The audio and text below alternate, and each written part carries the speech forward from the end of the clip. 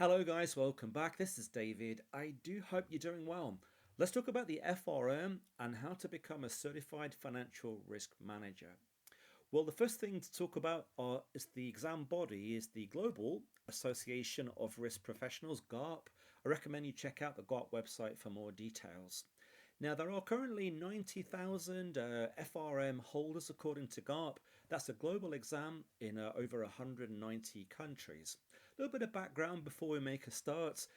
My own exam was pre-2009, where mine was 2004, when the exam was one exam called the full FRM. Now, in 2009, they chopped the FRM into two parts. The first four topics were in part one. The following five topics back then were in part two. And that's what we have today. We have two parts to the exam. Notice they're not two levels. It's not necessarily harder. It's just different content. Guys, let's check it out.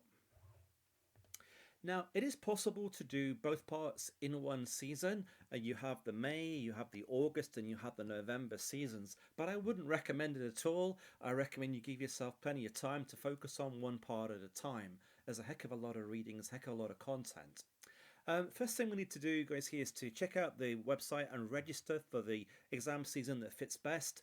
Usually you want to leave yourself a few months to study. Number of study hours, well, depends on your background. Foundations of risk, quants. Many people might have studied some statistics before and recognize quite a lot of the quants.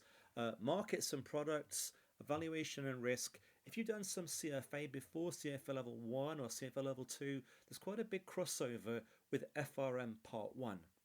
Now, overall, there are four topics in FRM Part 1 and 63 readings currently to go through. So the time-wise depends a lot on how much time you have and also your previous background, what you might recognize perhaps through your job.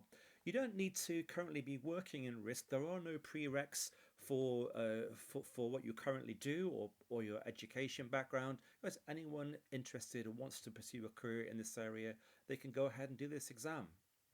Now, the part two does have more topics. So here we have six topics in part two, 103 readings. So the time it's going to take to get through all that's quite a bit more for FRM part two, but it's not necessarily harder. But there's a lot more of it.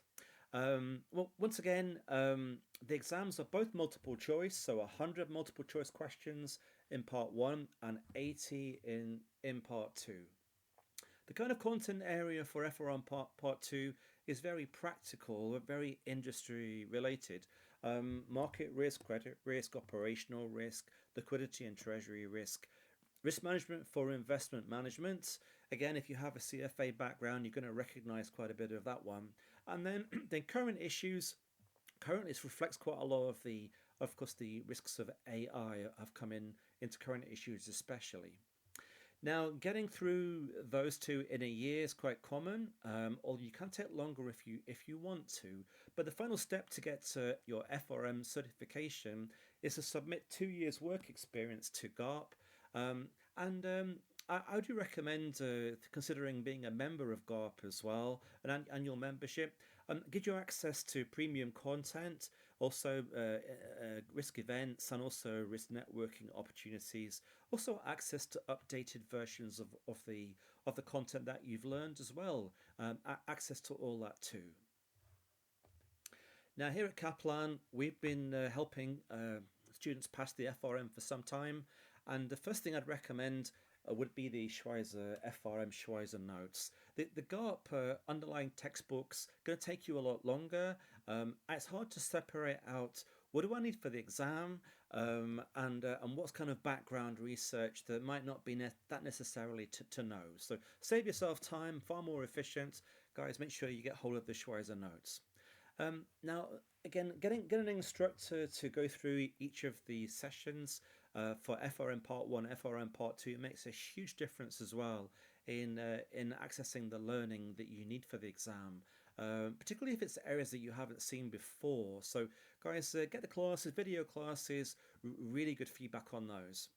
Now, you need to test your progress, and our QBank, Schweizer Pro QBank, is a great way to test your understanding. Recommend you do that as you progress through each of the readings. Nowadays, very important for you to reach out and connect with other FRM candidates. You can do that through our community forum. Also connect with the instructors on the videos as well, and ask any questions that you have. Maybe we'll find that other candidates are asking similar questions. You can get the answers, help other people via the forum. When it comes to the learning phase, in the last sort of 6 weeks or so before your exam window, recommend that you look at our review products here at Kaplan, where we get a chance to refresh the important content, but again, most importantly, to practice questions and make sure that you've gained the experience of the exam you're going to need as well too. So, guys, I hope you found that one useful. I very much recommend looking into the FRM program if you're interested, and all the very best, guys, with your FRM journey, all the way through to being a certified FRM. Guys, until next time, see you soon.